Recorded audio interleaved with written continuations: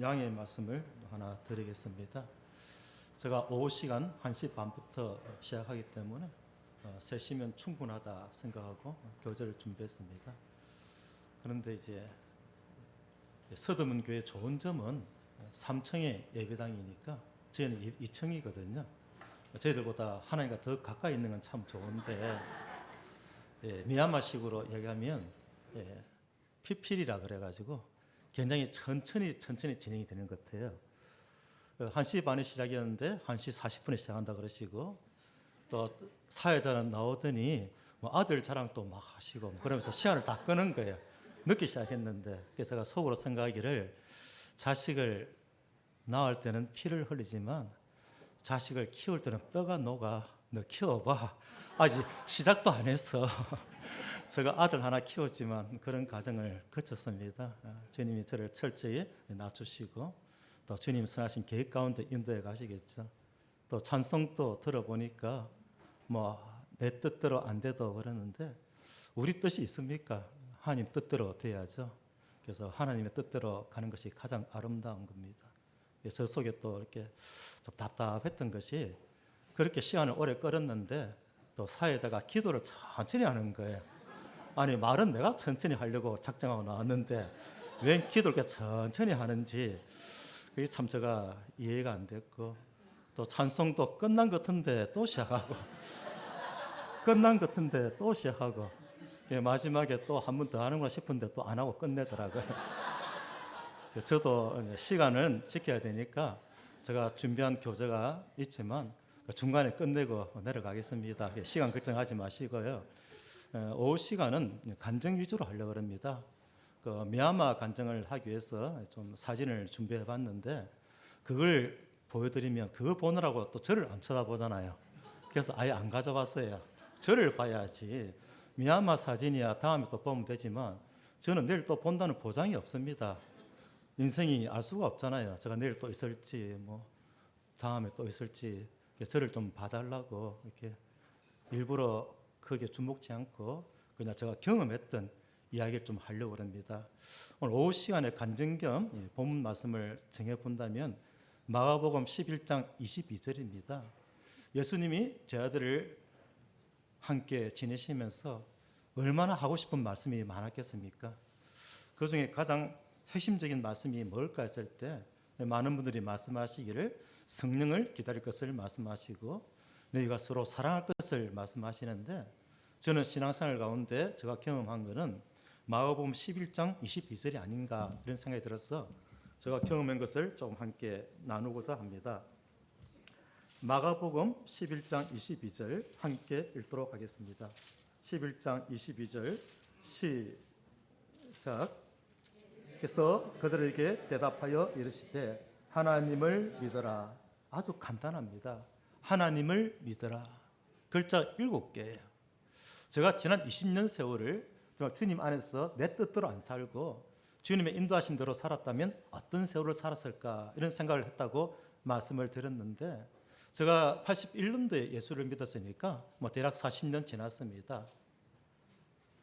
하루에 말씀 하나씩 읽었다면 1년에 365개, 10년이면 3650개 곱하기 4하면 아마 걸어다니는 성경이 됐을 거예요. 저는 그런 머리가 안 되니까 일주일에 하나만 외웠다면 1년에 52개, 10년이면 520개, 40년이면 약 2000구절을 외우고 있을 것입니다. 저는 아직 그런 사람을 보지를 못했어요. 한 달에 하나만 외웠더라도 1년에 12개잖아요. 10년에 120개, 40년이면 480개입니다. 제가 약 500개의 말씀을 외우고 있다면 마음껏 교제할 수 있을 것 같아요. 제가 한 달에 하나 외울 머리는 되거든요. 저 한 달에 하나 외울 수 있어요. 제가 외울 때마다 그냥 선물만 줘보세요. 열심히 외울 수 있어요. 근데 제가 그렇게 하지 않았더라고요. 많은 말씀을 참 외우지 못한 것이 지나간 세월 안타깝고, 지금은 책을 오래 보려면 안경도 벗어야 되고 또 집중이 잘 안 되고 그런 나이가 되었습니다. 그래서 다시 20년을 돌아간다면 내가 한 달에 하나씩은 꼭 외우고 싶다, 이런 생각을 가끔 가져봅니다. 그리고 청년들에게 권하기는 일주일에 하나씩만 외워보십시오. 그러면 1년 뒤면은 52개를 외워요. 그때 저에게 참 감사하다고 말할 겁니다. 그렇게 한 10년 지나면 579절을 외우거든요. 아마 세포항교회가 자꾸 세포인데 저 마음에 있어서 그래. 이 서대문 교회에는 놀라운 하나님의 일하심이 나타나기 시작할 것입니다. 그 중에 제가 많은 말씀을 외우지 못하지만 하나를 소개한다면 저는 마가복음 11장 22절을 소개하고 싶은 거예요. 하나님을 믿어라. 구원받을 때 하나님 믿잖아요. 산 가운데 하나님을 믿습니까? 온전히 나를 맡길 수가 있습니까? 믿는 건 나를 맡기는 거예요. 그랬을 때 오는 경험이 있습니다. 나를 온전히 맡기지 못함으로 말미암아 하나님이 어떻게 이끌어 오셨다는 경험할 이야기가 없는 것이죠. 그래서는 하나님을 믿으라 이 말을 하나님을 경험하라 이렇게도 말씀을 바꾸어서 설명을 할 수가 있습니다. 그러면 23절, 24절 말씀이 그저 좋은 말씀이 아니라 나도 그랬다 하는 말씀이 될 거예요. 23절, 24절 믿으십니까? 하나님이 하신 말씀이에요. 예수님이 제 아들에게 엉뚱한 말씀 안 하셨을 거 아니에요. 너희가 하나님을 믿으면 이렇게 경험하게 될 것이다. 산이 옮겨진다니까? 뽕나무가 뽑힌다니까? 병든 자가 병이 나아요. 그건 오순절에서 하는 이야기인데. 성경에 있잖아요. 죽은 자가 살아납니다. 좀 지나칩니다. 그 믿으면 좋지만 그 사도행전에 나오고 구약만이나 신약에도 많이 나와요. 우리 사도행전 한 9장 가볼까요? 사도행전 9장을 보시게 되면은 2000년 전 초대교회나 지금이나 같은 교회 시대입니다. 그때는 그랬는데 우리의 어떤 선입견이 맡고 있는 말씀들이 참 많이 있는 것 같아요. 그래서 제가 경험한 것을 조금 간증하는 것으로 이 오후 시간을 대신할까 합니다. 사도행전 9장 36절로부터 42절까지 다비다라는 도루가 이 여인의 이야기가 나오지 않습니까? 본문을 찾지 않아도 다들 잘 알고 있는 말씀이기 때문에 읽지는 않겠습니다. 분명한 사실은 다비다가 죽었어요. 그렇게 선행과 구제가 많고 주님 보시기에 정말 이름을 기록할 만한 우리의 이름이 성경책에 기록될 수 있을까요?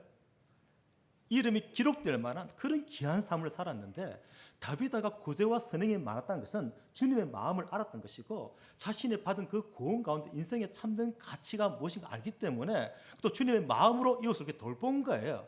그런 사람이 좀 장수하고 잘 살면 좋은데 꼭 이웃에 가시 같은 사람은 오래 사는데 이런 분들이 가끔 떠나지 않습니까? 안타깝죠. 이 다비다가 떠났어요. 떠났을 때 반응입니다. 사람은 살다가 한 번은 죽는 것이지 뭐. 사람이 인생이 다 그런 거야. 색적시건 공적시석이라. 있는 건 없는 거고 없는 건 있는 거고. 제가 옛날에 외웠던 말씀입니다. 예수 믿기 전에. 오늘 찬송하는 청년들 보면서 한 청년을 보면서 저게 옛날에 내 모습이었는데 싶었어요. 1977년도, 78년도 제가 군대 가기 전에 저의 모습이었습니다. 그 당시 장발을 단속할 때도 제가 그렇게 머리가 길었어요. 그리고 청바지를 입고 빨간 티를 입고 다녔어요. 그 당시에 위크엔드. 지금은 자연스러울지 몰라도 그때는 굉장한 앞서가는 그런 유행이었습니다. 거기다 인물까지 받쳐주니까 대단했겠죠. 제가 그랬었거든요. 그랬었는데 하는 생각이 들었습니다. 그러다가 저 주님 만났잖아요. 저 주님 만날 때 복음 듣고 믿은 거 아니에요. 믿는 자들의 삶을 보면서 어떻게 저렇게 살 수가 있지? 우리 절에서는 저렇게 안 하는데. 나는 그냥 오교도 받았고 불명도 받고 남 열심히 살아가고 있지만 저렇게 안 사는데 도전을 받아가지고 도대체 믿는 게 뭔가 싶어서 스스로 믿는 자들과 함께 했어요. 그런 가운데 계속 들으니까 그거였구나 하고 깨달아지더라고요. 저는 복음 듣고 믿은 게 아니고 성도들의 사는 삶을 보면서 믿었습니다. 믿고 나니까 깨달아지더라고요. 그래서 저는 복음 전할 때 이렇게 말합니다. 절대 이해하고 믿으려고 하지 마십시오. 어떻게 영혼도 없는 사람이 하나님 말씀이 이해가 된단 말입니까? 죽은 자가 살아난다고 이해 안 돼요. 그러나 믿으면 이해가 됩니다. 아멘 되시죠? 여기 지금 다비다가 살아나는 거 우리 믿어지지 않습니까? 그건 성경 이야기고. 그러면 경험하지 못하는 거예요. 저는 이 말씀을 볼 때 정말 그렇다. 내가 죽었을 때 누군가가 저 형제 결국 98세까지 살고 싶어 하더니 96세에 죽었구나. 이런 것이 아니라 좀 더 살아야 되는데, 좀 더 살아야 되는데, 하나님 할 수만 있으면 우리 박승수 형제님 다시 살려주셔가지고 10년만 더 좀 주님 섬기게 해주세요. 이렇게 가슴을 치면서 우는 사람들이 있다면 그게 성공적인 삶 아니겠습니까? 지금 다비다 그랬어요. 병들어 죽으니까 여인들이 떠나보내지를 못합니다.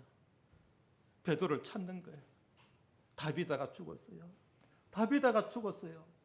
그리고 그걸 다락방에 눕혀놨다는 얘기는 아직 포기하지 않았다는 이야기거든요. 포기했으면 그냥 아랫방에다 눕히고 사람들 조문하고 끝나는 거예요. 다락방에 올려놨다는 것은 그 당시 풍습으로는 아직 포기하지 않은 거예요. 베드로 가서 보니까 그러고 있습니다. 그래서 베드로가 그 모습 볼 때 마음에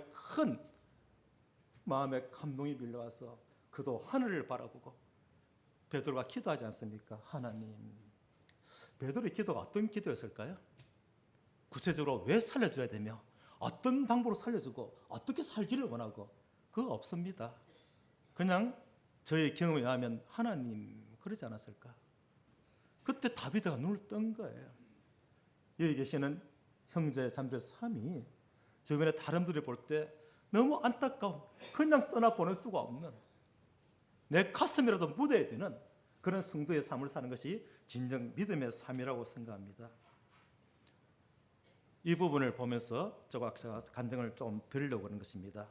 자, 분명히 성경에 보니까 다비다라는 여인이 있었고 주님을 참 아름답게 섬겼는데 차마 떠나보낼 수가 없는 그런 마음으로 함께 있는 사람이 울고 있었고 베드로가 그를 향하여 다비다야 일어나라, 어떻게 이런 말을 했을까? 베드로가 술 취한 게 아니에요. 그의 마음 가운데 성령 충만도 있었지만 이 현장 가운데 그 모습을 차마 못 본 채에서 너무너무 불쌍해서 그의 마음 가운데 하늘 엎드려서 그도 한마디, 하나님, 옛날에 들었던 말이 기억나겠죠. 하나님을 믿어라. 그래야만 산이라도 옮겨진다. 뿅나무라도 뽑힌다. 그 말씀이 떠올랐을지도 모르겠어요. 그래서 다비다야 일어나라 이렇게 기도한 거거든요. 우리 그렇게 기도할 수 있을까요? 미얀마의 한 지역에 갔는데 이것도 한 20여 년 전 이야기입니다. 한 분이 다 죽어가고 있었어요.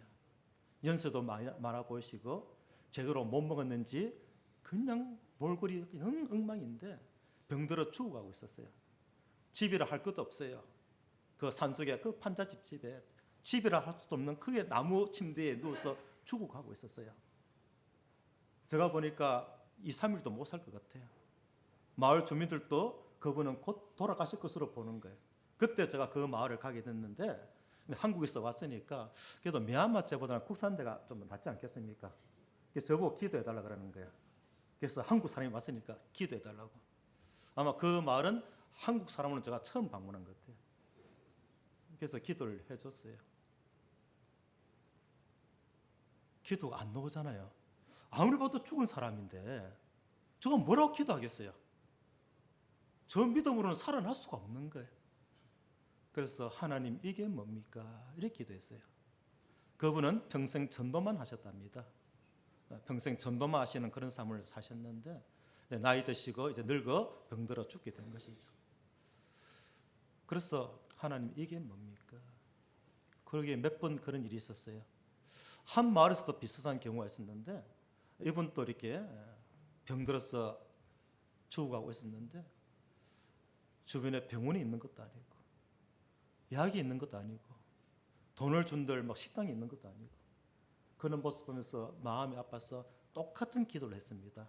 하나님 이게 뭡니까? 그들이 한국말을 알아들을 수가 없어요. 제가 계속 하나님 이게 뭡니까? 평생 주님만 섬겼는데 이 마지막 모습이 이게 뭡니까? 이건 아니지 않습니까? 이게 뭡니까? 이게 뭡니까? 하는데 그들이 들을 때는 다비다야 일어나라, 다비다야 살아나라 뭐 이렇게 들렸겠죠. 1년 뒤에 제가 그 마을에 갔는데 그분이 이렇게 예배당에 참여해 있는 거예요. 제가 깜짝 놀라가지고 제가 손을 붙들면서 얘기했습니다. 당신 천국에 있어야 되는데 여기서 날 만나면 어떡하냐고. 저는 너무 반가운 마음에 천국에 있어야 할 사람이 지금 여기 있으면 어떡하냐고. 그때 그분이 갑자기 표정이 싹 바뀌었어요. 아니, 당신이 기도해놓고 기도를 못 믿습니까? 제가 한번 맞는 느낌이었어요. 당신이 나를 위해서 살아나라고 기도해놓고 그 기도를 못 믿습니까? 하는 거예요. 저 살아나라 한 적이 없거든요. 이게 뭡니까? 이게 뭡니까? 했을 뿐인데 그분은 그렇게 받은 거예요. 살아나라, 살아나라, 살아나라. 저는 그런 기도 배운 적도 없고 그렇게 해본 적도 없어요. 오해하지 마세요. 박성수인데 오순절 교통 영향받은 거 한 번도 없어요. 신비주의도 아니에요. 저는 불교 절에 있다가 순수하게 예수 믿고 순수한 보레드린입니다. 다른 교회 가본 적도 없어요. 그분은 그렇게 받았던 것이죠. 그 다음 일이 기가 찹니다. 그분이 몸이 회복되어서 일어난 후에 하나님을 찬양했겠죠. 여기 말씀처럼 그 여인으로 말미암아 많은 사람이 주를 믿게 된 것처럼 그때 엘리사박이 왔는데 나를 위해서 기도해 줬다. 그가 기도하니까 내가 살아났다. 만나는 사람마다 그 간증을 했겠죠. 그때 엘리사가 기도해 줬는데 내가 살아났다. 제가 왜 엘리사박이냐면요, 저를 높이는 게 아니라 처음에 미얀마에서 신분을 드러낼 수가 없었어요. 그때마다 단속이 심할 때였습니다. 제가 이렇게 적발을 당하면 제가 방문했던 모든 교회들은 다 이렇게 어려움을 당하는 그런 시대였어요. 현지인들은 종교의 자유가 있지만 외국인이 하면 안 되거든요. 그래서 이름을 숨기려고 엘리사박이라고 한 거예요. 그렇게 된 건데 그게 이제 소문이 쫙 퍼진 거죠. 그래서 제가 그게 오니까 주님 앞에 예배드리는 곳이 아니라 저를 만나러 사람들이 엄청 많이 온 거예요. 와가지고 바로 저 사람이다 이러던 거죠. 그래서 예배가 끝나고 나니까 몰려옵니다. 머리를 들이미는 사람, 어깨를 들이미는 사람, 가슴을 치는 사람, 배를 만지는 사람, 아프다 이 말이죠. 기도해달라고. 제가 그런 경험을 한번 했습니다. 제가 무엇을 말씀드리고 싶습니까? 저는 그분을 살릴 수 있는 믿음이 없었지만 그분이 받는 그 믿음으로 말미암아 그가 힘을 얻고 회복된 거예요. 그래서 제가 막 기도했었어요. 그때는 그냥 막 아픈 데다 손을 내주고 주님 회복시켜달라고. 이들은 하나님이 하시면 됩니다고. 그 뒤에 어찌든지 모르세요. 그러고 안 가봤거든요. 그래서 막 한번 상상해 보십시오. 사람들이 와 몰려오는데 제가 해보지도 않은 사람이 주님 머리 아프답니다. 주님 가슴 아프답니다. 주님 배가 아프답니다. 저 도망가는 거죠. 왜? 안 나오면 안 되잖아요. 죽을 사람도 살려놓고 그거 못 고치면 안 되니까 그래서 그런 교회 안 가버렸어요. 한 번은 이제 천주교 지역이 있었는데 미얀마는 지역마다 종교가 다릅니다. 거기에 이제 천주교를 믿는 사람들이 한 20명 모였어요. 복음 전해달라고. 다 초기 때 제가 한 10여 년 전부터는 모임만 다닙니다. 그전에는 이제 여러 지역 다 다녔지만 그때 그 복음을 전한 중인데 집이 집단만 집이었어요. 저 기억에는 기둥이 몇 개 있고 옆에 벽이 없고 위에 양철 지붕만 돼 있는 그런 기초만 돼 있죠. 바닥에 앉아서 이제 듣고 있고 제가 말씀을 전하고 저와 같이 가는 형제님이 복음을 전했어요. 제가 이제 훈련차 형제님 전하십시오. 그래서 형제님이 막 복음을 전하는 중인데 갑자기 한 청년이 입에 거품을 물면서 간질병이면 일반 거품을 물어야 되는데 피거품을 물면서 뒤로 쓰러져 버린 거예요. 꼭 간질한다 같이 그렇게 했어요. 누워서 막 버들버들 하면서 막 이러고 있는 거예요. 그럼 난리가 나버린 거예요. 무엇이 문제입니까? 그러면 사람들이 웅성웅성하고 경찰이 올 거 아니에요. 이게 왜 이러고 있냐면 제가 복음 전하고 있었던 것이죠. 그러니까 문제가 클 수가 있습니다. 두려움이 쫙 밀려오는 거예요. 그 사람 아픈 게 문제가 아니라 제가 이제 경찰에 적발될 것이 무서운 두려움이 막 밀려오는 거죠.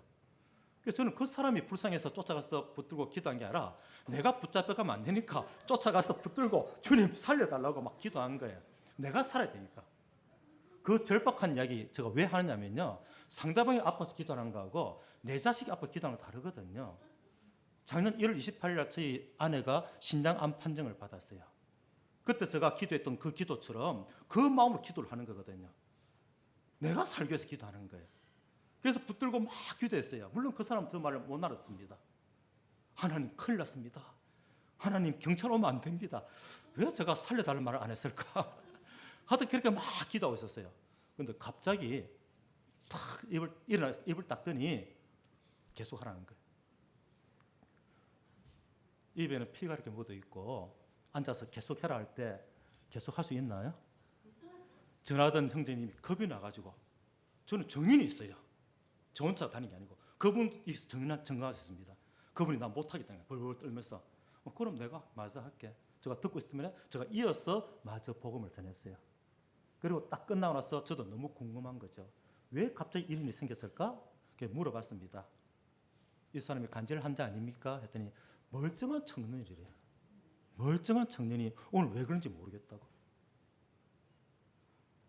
그때 제가 느꼈습니다. 내가 올바른 복음을 전하고 있구나. 내가 올바른 일을 하고 있구나. 그렇지 않으면 사단이 역사할 리가 없잖아요. 반드시 사단도 함께 역사하시고 우리가 믿음으로 나갈 때 하나님 그것을 억제해버리는 거예요. 그래서 그런 경험을 한 적이 있어요. 그러니까 그 다음에 뭐입니까? 세상 말로 감동이 커지는 거죠. 믿음? 이거네? 재밌네? 이러는 것이죠.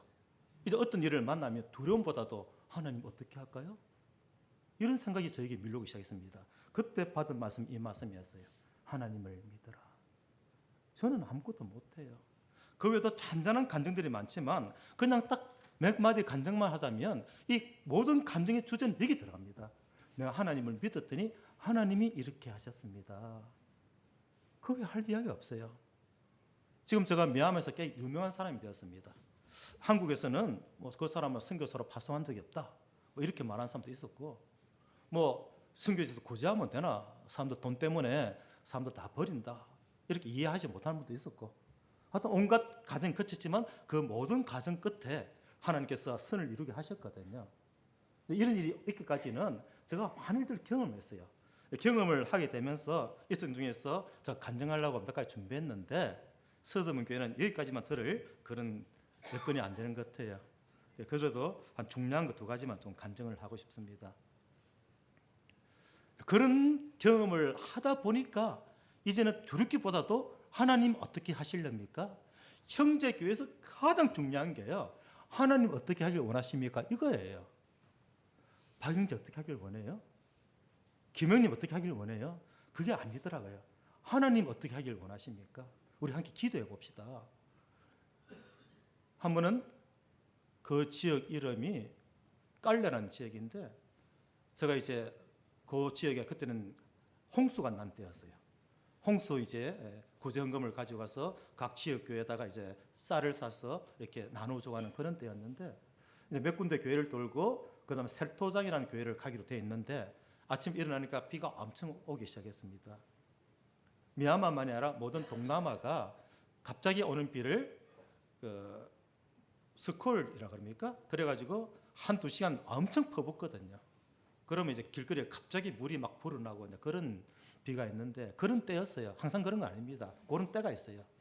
아침에 딱 그걸 보는 순간에 지금 가면 안 된다.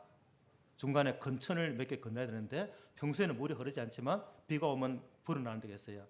왠지 비가 많이 온다. 가면 못 돌아오겠다 하는 생각이 드는 거예요.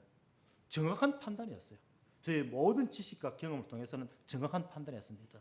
이 상황에서 그 지역 가게 되면 못 돌아온다. 내일 모레면 한국 돌아야 되는데 내일 돌아와야 양곤 가서 비행기 타고 가는데 일정이 안 맞다. 포기해야 된다. 이러면서 하늘을 바라보면서 하나님 무엇을 원하십니까? 이랬어요. 저희 기도가 옳았습니다. 어떻게 할까 아니라 무엇을 원하십니까? 그때 저희 마음 가운데 제가 분명히 말씀드립니다. 저는 오순절 계통도 아니고 저는 신비주의자가 아닙니다. 음성이 들려왔어요. 가라. 가라고요? 너 뭐하러 왔냐? 사실 저 혼자 말하고 있는 거예요. 너 뭐하러 왔냐? 도와주러 왔습니다. 그럼 가. 너 뭐하러 왔다고? 너 왜 여기 다니고 있지? 너를 내어줘서 사람들을 살린다고? 그게 죽으러 가 그러는 거예요. 가라고요? 제가 나섰어요. 오토바이를 타고 한 6시간을 달려가야 됩니다. 가다 중간에 건천을 건너기도 하고 때로는 이렇게 좀 물이 차 있으면 그 사이를 이렇게 차고 지나가기도 하고 그 과정은 재미가 있어요. 한번 좀 우리 형님들 해보실 만한 과정들입니다. 오토바이 넘어서 줄로 막 끌어올리기도 하고 막 막대기 메고 막 지나가기도 하고 그런 과정을 한번 좀 해보실 만도 해요. 그런 거 즐기는 분도 즐기지 않습니까? 막상 거기 들어가면 하나도 안 즐겁습니다. 그래서 갔어요.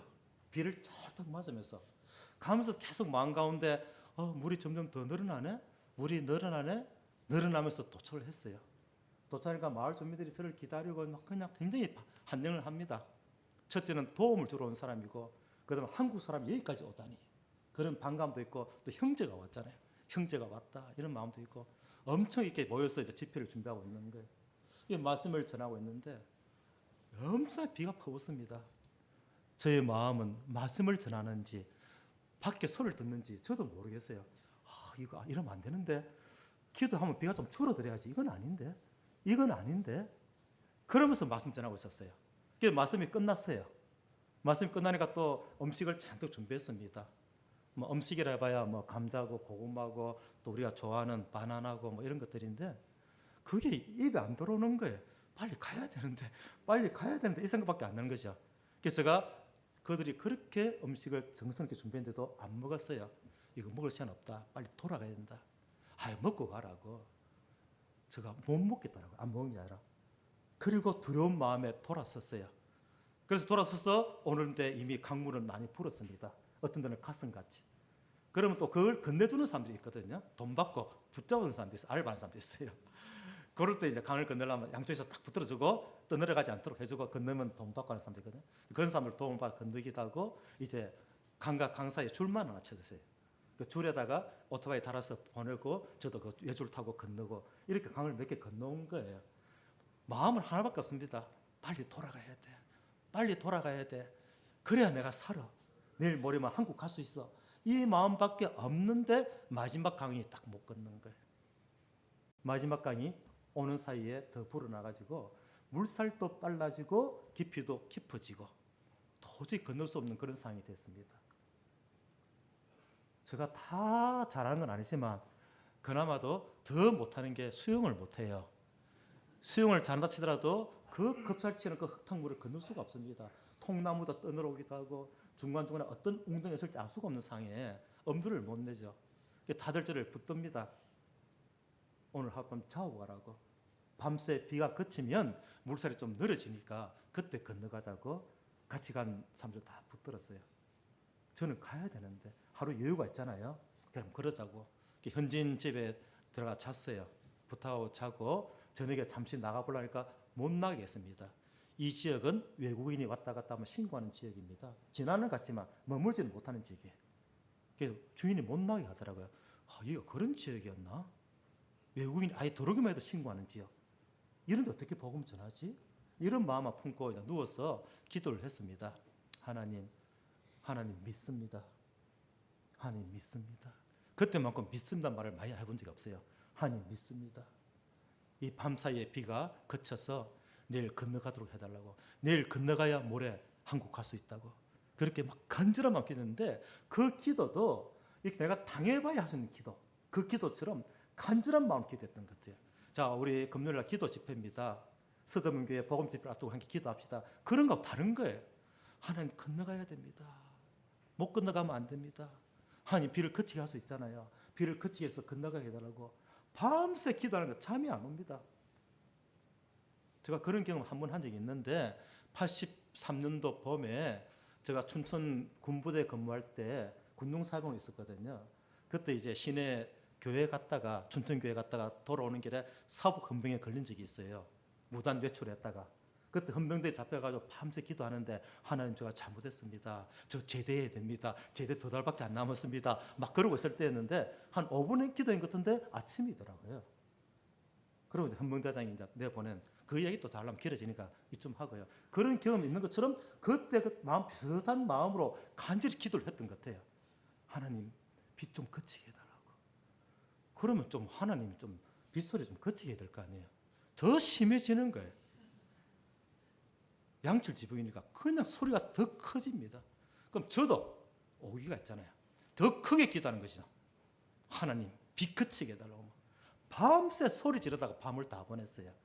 그쯤 되면 좀 비도 그쳐야 되는데, 참 하나님 하시는 우리 다 알 수가 없어요. 비가 안 그쳐가 물이 더 불어버리는 거예요. 아침에 가니까 캄캄하잖아요. 그때 손이 올라가더라고요. 제가 2손 들고 기도했습니다. 그렇게 하는 거 배워본 적이 없어요. 소리 질러 기도하는 것도 배워본 적이 없어요. 소리 질러 기도했던 것 같아요. 하나님 건너가게 해달라고. 그때부터 때를 쓰기 시작했습니다. 하나님께서 여호수아를 통해서 요단강을 갈랐지 않습니까? 엘리야도 갈랐지 않습니까? 그걸 흉내 내어서 엘리사도 갈랐지 않습니까?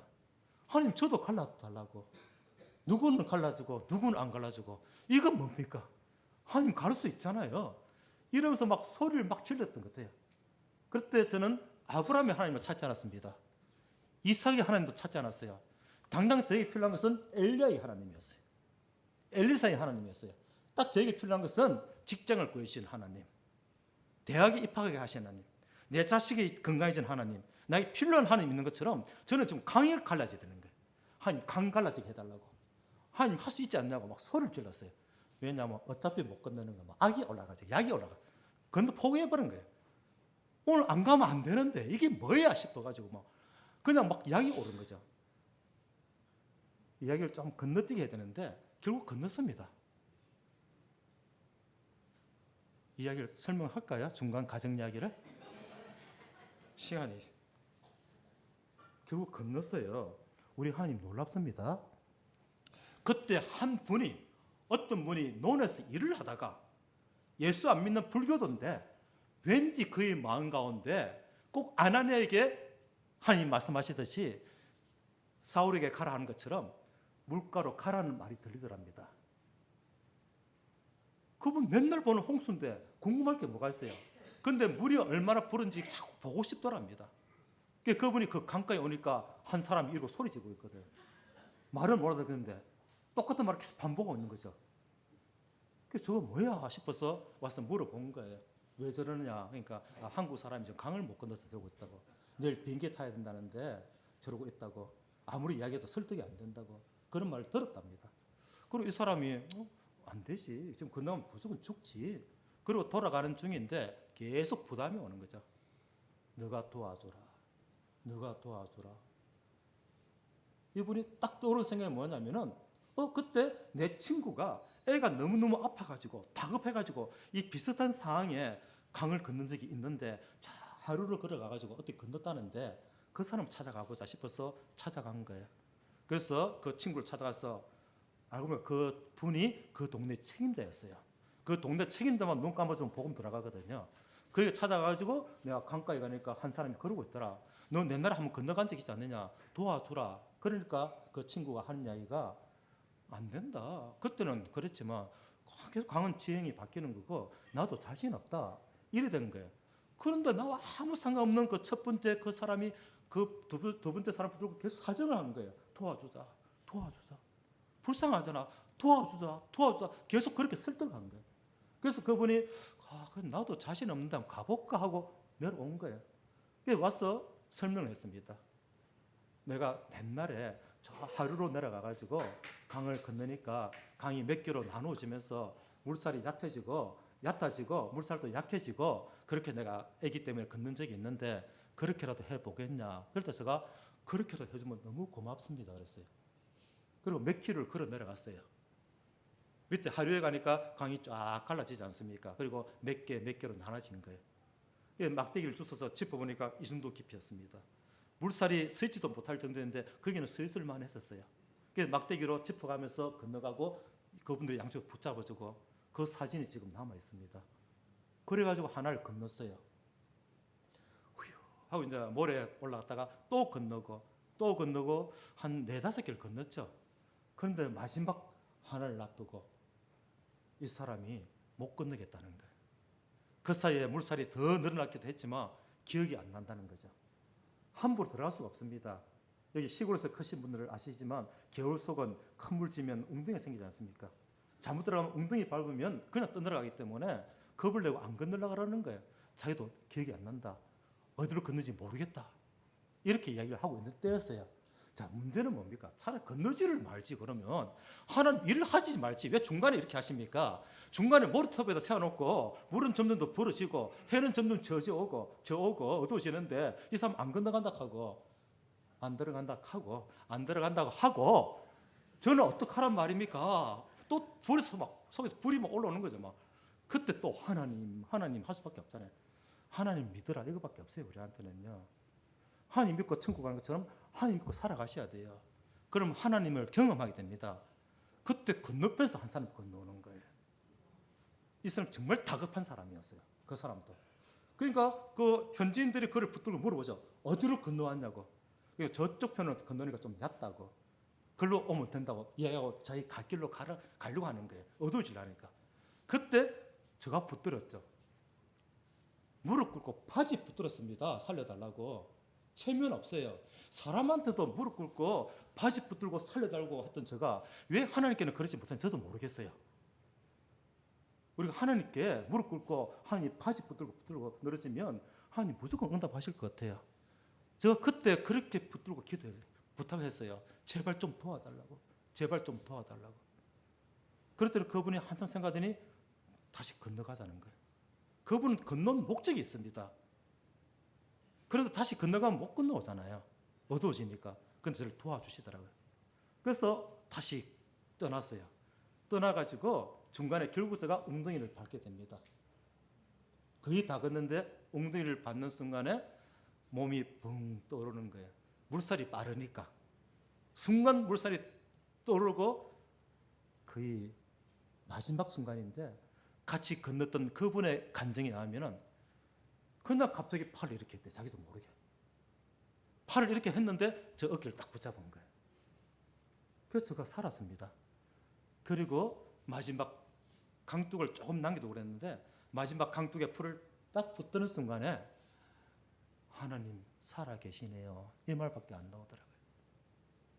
그런 경험 해본 사람만이 알 수 있는 그 느낌이 있어요. 하나님 감사합니다. 하나님 살아계시네요. 그 강둑에 그 풀을 붙들고 얼마나 울은지 몰라요. 그 울음은 살았다는 것이 아니라 하나님 정말 살아계시네요. 그리고 이제 건너왔거든요. 건너와서 이제 또시 몇 킬로를 걸어가지고 오토바이로 된 택시가 있어요. 그걸 어떻게 만나가지고 호텔로 쫓아갔습니다. 제가 호텔 갔을 때가 한 4시경인데 비행기는 이미 2시에 출발하는 거예요. 그 비행기를 타야 내일 양곤에서 한국 올 수 있는데 어떤 건너와서 당이잖아요. 그런데 호텔에 갔는데 가면 좀 씻고 옷도 갈아입고 해야죠. 그냥 뒤도 안 돌아보고 무슨 마음인지 모르겠어요. 그냥 뒤도 안 돌아보고 가방을 막 챙기고 입은 옷 그대로 막 호텔로 해서 공항으로 달려갔습니다. 공항까지는 걸어가면 5분 거리. 무슨 마음인지 저도 모르겠어요. 무슨 마음인지. 사도행전에 종종 그런 얘기 나옵니다. 우리 누가복음으로 끝나면 안 돼요. 누가는 복음을 기록하고 나서 사도행전을 썼거든요. 예수를 믿는 것은 이런 것이었다고 기록을 하고 나서 사도행전에서 믿는 자들에게 이런 일이 있더라고 기록한 것이 사도행전 아닙니까? 그래서 누가는 사도행전을 기록하면서 먼저 쓴 글에는 예수에 대해서 이야기했는데 지금부터 쓰는 글은 성령에 대해서 내가 글을 씁니다 하고 데오빌로 카카이하고 시작하지 않습니까? 물론 사도행전은 카카라는 말은 없습니다. 그와 같이 우리의 삶 가운데 하나님이 내가 믿고 나서 이런 일들을 경험하게 하셨습니다는 그 경험은 믿음의 발을 나섰을 때만 하는 거예요. 제가 아침에 호텔에서 나서지 않았다면 그런 경험이 하나도 없는 거예요. 이런 감정이 있을 수가 없는 거예요. 이 책 보고도 할 수가 없어요. 제가 아무리 선교지 책을 많이 봤다 하더라도 이게 실감나게 할 수가 없는 거예요. 지금 실감나지 않습니까? 제가 경험했기 때문에 그러는 거예요. 그리고 그 일만 생각하면 하나님을 믿으라 이 말씀이 무엇을 말하는지 우리가 놀랍고 큰 일을 경험하게 함으로 말미암아 우리의 믿음을 더 키우시고 내가 너를 통해서 할 일이 있다는 것을 기대하게 만드시는 거거든요. 그래서 공항에 갔는데 아무리 시골 공항이라 그렇지 무조건 통과해요. 짐 검사도 없고 여권 보자는 말도 없고 승차권 보자는 말 승차권이 아니죠. 탑승권 보자는 말도 없고 빨리 가라고 통과시켜 주더라고요. 그런 일이 있을 수가 없습니다. 달려갔더니 비행기가 안 가고 기다리고 있어요. 왜냐하면 비가 너무 많이 와서 뜨지를 못해가지고. 제가 갔을 때 뜨려고 이제 막 프로펠러를 막 돌리기 시작할 때였어요. 그때 한국인이 달려오니까 공항의 직원들이 그들도 순간 어떤 착각을 일으켰는지 무조건 빨리 가 타라고. 그래서 달려가서 탔습니다. 그래서 여기 서 있잖아요, 제가. 저는 이 경험을 왜 말씀드렸냐면요. 저는 이런 경험만 이야기할 기회가 있으면 속에서 막 그냥 그때 느꼈던 그 감동이 터져나면서 정말 하나님을 믿으라가 무엇인지 오늘날 죄에 대하라면 요한복음 16장 9절로 기억이 되는데 오늘날 죄에 대하라면 너희가 나를 믿지 아니함이라는데 꼭 믿지 않는 사람들이 예수 믿지 않고 그것이 죄가 되어서 자기 마음대로 살려다가 천국 가지 못하는 거 그것만 바른다고 생각하지 않습니다. 오늘날 죄에 대하라면 너희가 나를 믿지 않는다는 것입니다. 그 죄의 결과로 하나님 나를 누리지 못하고 있는 거예요. 우리가 예수 믿는 그 순간부터 우리 이미 천국에 들어온 사람들입니다. 이미 우리는 하나님 나라에 들어와 있는 사람들이에요. 하나님의 주권이 나에게 임하고 있어요. 하나님의 그 능력이 내 속에서 잔뜩 좀 부풀려서 언제라도 역사하고 싶어 하시는 그 가운데 있으면서도 이전의 삶, 이전 것은 지나갔으니 보라 새 것이 되었다. 말은 지나갔는데 새 것이 안 돼 있는 거죠. 신분적으로는 새 것이 됐는데 상태는 여전히 그게 왜냐하면 하나님을 경험하지 못해서 그런 겁니다. 그래서 하나님을 믿어라. 저는 그 경험을 하면서 제가 영적으로 막 살아나는 느낌입니다. 한 번 한 지역 갔는데 아까 잠시 교제 드렸지만 A라는 지역에 갑시다. 거기에 당신의 도움이 필요합니다. 이건 한 15년쯤 전에. 그 얼마나 걸려요? 도로 좋아요? 워낙 비포장도로가 많으니까 저는 비포장도로 1시간만 타면 몸살하는 사람이거든요. 그러니까 2, 3 그러는 거예요. 1시간 아니고 2, 3시간이면 좀 먼데 그래도 그들이 간절히 기다리니까 가야지. 갑시다. 2, 3가 23시간이었어요. 그렇게 말하는 영어 실력이나 그렇게 알아듣는 저 영어 실력이나 꼼짝 못하고 23시간을 털털 하고 간 거예요. 내려서 또 잠시 밥을 먹고 오토바이 뒤에 타고 1박 2일로 산속에 들어갔습니다. 그 산속에 교회가 세워져 있더라고요. 지금도 아니고 그 150년, 200년 전에 어떤 상황이었겠습니까? 그게 누군가가 와서 복음 전하고 예배당을 세워놓은 거예요. 하나도 아니고 골짜기마다 교회가 있어요. 그 지역은 기독교 지역입니다. 선교사 가면 돈도 안 받아요. 식당에서 그냥 밥을 공짜로 줘요. 아이고 돈 받으시라고 하는 애가 우리를 위해서 왔는데 우리가 어떻게 돈을 받습니까? 하는 그런 지역이거든요. 미얀마에 그런 지역도 있어요. 거기 갔을 때 한 자매가 저를 붙들고 우는 거예요. 왜 이제야 오셨어요? 왜 이제야 오셨어요? 우리 정말 힘들었습니다. 한국에 형제교회가 있다는 얘기를 들었는데 형제교회 사람 처음 왔다는 거예요. 왜 이제야 오셨어요? 성령께서도 동일하게 우리에게 말씀하시지 않겠습니까? 왜 이제야 믿느냐? 내가 너를 통해서 하고 싶은 일이 너무 많았다. 나이 80이면 어떻고 나이 120살이면 어떻고 너가 나를 믿기만 해라. 내가 너를 위해서 하고 싶은 일이 너무 많다. 왜 아직도 믿지 못하느냐? 왜 나에게 맡기지 못하느냐? 왜 나를 믿지 않느냐? 얼마나 하고 싶은 일들이 많으실까? 이 생각을 가지게 됩니다. 하나만 더 드리고 간증은 마치도록 하겠습니다. 제가 내려갈 표를 이미 샀기 때문에 가야 됩니다.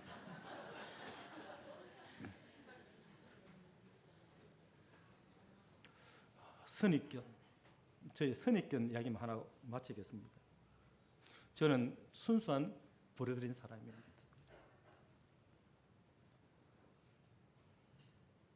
한 형제교회에 갔는데 이 청년이 담배를 피우는 거예요.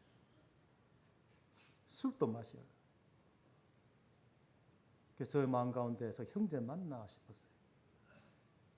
또 한 지역에 갔는데 자매가 박사학위를 갖고 있더라고요. 여자가 뭐 가르친다고 그까지 공부를 했어? 약간의 좀 샘도 나기도 하고 오래전 이야기니까요. 그런데 그 자매가 저한테 부탁했습니다. 이 깊은 산속에서 어린이 사역을 하고 있는데 책을 물려받고 하니까 책이 너무 이렇게 다 낡아져 버렸다. 책을 보여주는데 진짜 너무 많이 낡았어요. 물려주고 이 책을 좀 바꾸고 달라 하더라고요. 그래서 제가 이렇게 말했습니다. 나는 이런 거 하러 온 사람 아니다. 나는 이런 거 하러 온 사람 아니다. 거절해버렸어요. 두 가지 심리가 있었습니다. 여자가 뭘, 사람들 죄송합니다. 지금은 그런 사람 아니에요. 여자가 뭘, 그런 것도 있고 또 하나는 약간의 심통도 있었어요.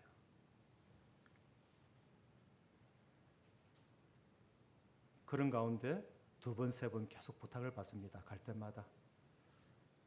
그래서 저희 마음에 좀 생각이 바뀌었어요. 제가 보기보다 정이 많고 마음이 약합니다. 그래서 이제 바뀌어가지고 얼마가 필요하니까 한 200만 원 필요한 거예요. 한국 돈으로. 그러면 지금 단번에 다는 못 바꾸고 내가 다음에 올 때 반만 바꾸자. 반만 바꾸자 그랬어요. 그래서 가서 그 다음에 반을 바꿔줬어요. 그리고 또 반이 남았지 않습니까? 다음에 와서 또 100만 원 가지고 또 반을, 그 당시 100만 원이면 미얀마 돈으로 한 110만 원, 지금은 100만 원이면 한 280에서 300, 나라가 어려워서 그렇게 됐는데 그렇게 이제 약속을 했습니다. 그리고 가보니까 이 사이 너무 귀한 사이인 거예요. 그 산속에 200명, 300 아이들이 막 그냥 몰려서 듣고 있고 배우고 있고, 그리고 이 자매 간증이 귀해요. 52살인데 아직 시집을 안 간 거예요. 아니 배울 만큼 배웠고 얼굴이 너무 이뻐요. 친족 계통이 한국과 얼굴이 거의 비슷합니다. 얼굴도 이쁘고 성격도 좋고 몇 년 같이 제가 교제를 해보니까 믿음도 분명하고. 그런데 왜 시집을 안 갔을까요? 1. 그 동네에 형제가 없어서. 2. 돈이 없어서. 3. 결혼하면 매이잖아요. 그게 답이었어요. 그래서 제가 질문했습니다. 미국에서 학위까지 받았는데 보통 그럼 미국에 머물거나 큰 도시에 있는데 왜 이 깊은 산속에 와서 이 아이들을 보고 평생을 다 보내시고 있습니까? 그랬더니 내가 이 아이들을 두고 어디로 간단 말입니까? 그게 제가 큰 감동을 받았어요. 내가 이 아이들 두고 어디로 간단 말입니까? 하나님이 보이신 이 일에 내 평생을 드립니다. 그래서 걱정하지 마세요. 앞으로 제가 한번 잘해봅시다. 제가 최선을 도와드릴게요. 그러고 왔는데 한국 와서 한 달 만에 온 소식이 그 자매가 죽어버렸어요. 병으로. 미얀마 사람들이 면역이 약하니까 좀 병이 오면 잘 죽습니다. 그래서 제가 얼마나 가슴치고 울는지 몰라요. 하나님께서 귀한 동력자를 보여줬는데 선입견 때문에 제가 멀리했잖아요. 두 번째, 술 마시고 담배 피우는 형제. 변호사입니다. 세상에는 똑똑해요. 저 마음에 안 드는 거죠. 저 마음에. 어떻게 형제가 이럴 수가 있어. 그리고 제가 멀리 했었어요. 만나면 인사를 하지만 속에는 깊은 마음을 안 줬어요. 그런데 그 형제도 얼마 전에 죽었습니다. 그 병으로 죽었는데 그때 제가 그 무덤 가서 한 말이 있습니다. 그 앞서 이 땅을 떠난 자매의 그 무덤에 가서는 그날 하필은 우연히 부활절이었는데 그 새벽에 그 부활절 그 무덤에 서서 제가 설교하면서 찬양하면서 기도하면서 눈물도 많이 흘린 게 하나님께서 저에게 일을 보여주시는데 저의 선입견 때문에 하나님의 일을 막아버렸네요. 하나님 제가 잘못했습니다 하고 제가 울었습니다. 그런데 이 형제의 무덤에 가서는 제가 이런 울음이 나오더라고요. 하나님 제가 살릴 수 있었는데, 하나님 제가 살릴 수 있었는데 선입견 때문에 형제를 죽였습니다. 미얀마에서 못 고치는 병 한국 오면 고칩니다. 제가 그 형제를 살려줄 마음만 가졌으면 병에 대해서 자세히 물어보고, 폐병이었거든요. 자세히 물어보고 또 그 미얀마 병원에서 간단하게 진찰하고 한국으로 데려와서 얼마든지 치유하고 고쳐줄 수 있었어요. 그런데 저 마음이 다쳐가지고 너가 무슨 형제야 이러는 사이에 제가 안 도와줬잖아요. 그 형제가 죽었어요. 그때 제가 내가 살릴 수 있는데 죽였구나. 선입견 때문에. 훗날에 그 형제가 사울이 바울 되듯이 어떤 형제 될지 어떻게 알아요? 스펄전 아시죠? 그 유명한 설교자. 그분이 평생 담배 피우신 거 아십니까? 제가 이런 이야기하면 우리 청년들 피워도 되는구나. 그분은요 통풍 때문에 평생 피웠어요. 그 당시 통풍에 대한 약도 없고 진통제가 없어가지고 담배가 약이고 진통제였어요. 그 사연을 알고 나면 이해가 되잖아요. 아마 이 형제도 무슨 사연이 있을 거예요. 그래서 저는 그 한 번도 안 물어봤어요. 다만 술은, 담배는 너 구원받은 자 맞아? 이런 마음을 품고 있었거든요.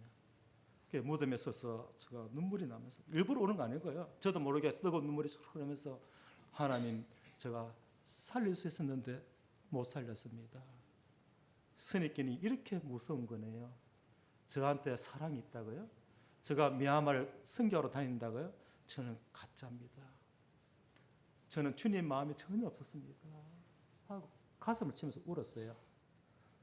좀 위로가 된 거는 어떤 분이 저에게 메일을 보냈습니다. 형제님, 당신이 우리를 위해서 지금 다비다와 지금 연결해서 말씀드리는 거예요. 어떤 일을 했는지 우리는 잘 알고 있습니다. 우리는 당신을 지켜봤습니다. 7년, 8년, 10년을 지켜보니까 진실로 우리를 도우려고 온 분이라는 걸 알게 됐습니다. 그리고 20년 세월을 지켜봤습니다. 당신은 선교하러 온 것이 아니라 우리를 사랑해서 왔습니다. 그리고 이 이야기를 어린 아이들에게 해줄 것입니다. 그 다음 이야기. 제가 어떻게 했다를 말하는 게 아니라 그 다음 이야기. 아니 뭐 도와주고 이런 건 누구나 다 할 수 있어요. 그 다음 이야기. 너희들도 그렇게 살아라고 이야기해 줄 것입니다. 선한 사마리아인 이야기가 같이 끝나지 않습니까? 너도 가서 그와 같이 하라. 저는 그 메일을 보면서 큰 위로를 받았어요. 당신이 어떻게 살았는지 이야기해 주면 그들이 지금은 잘 이해를 못할 겁니다. 훗날에 그들이 크고 나면 우리가 이야기해 주고 너희들도 그렇게 살아라고 이야기해 주고 싶습니다. 오늘 제 간증은 이 정도로 끝내고 싶은데요. 제가 어떻게 주님 인도하셨고 어떤 경험을 했고 이거 다 아니고요. 여기 계신 모든 형제자매들의 10년 가운데 주님이 말씀하셔서 너희도 가서 그와 같이 하라. 이런 삶을 사심으로 말미암아 훗날에 내가 그렇게 살았노라. 우리의 손주들이 우리 할아버지가 우리 할머니가 그렇게 살았어. 그래서 오늘날 서대문 교회가 있는 거야. 그때 우리가 그렇지 않은 이런 이야기가 많은 아름다운 교회 되기를 간절히 바랍니다. 저는 이것을 두고 아는 것으로 끝내지 말고 경험하자는 거예요. 경험은 하나님을 믿는 것으로 시작됩니다. 마가복음 11장 22절이 무엇이라고요? 글자 7개밖에 안 돼요. 하나님을 믿어라. 제가 숙제를 드리고 떠나겠습니다. 훗날에 5년 뒤고 10년 뒤에 왔을 때 그때 요절이 뭐였죠? 그러면 이러지 마시고 이게 인생에 해답이 있는 것 같아요. 하나님을 믿는가? 인생의 해답은 여기 있습니다. 잠시 기도하고 마치겠습니다.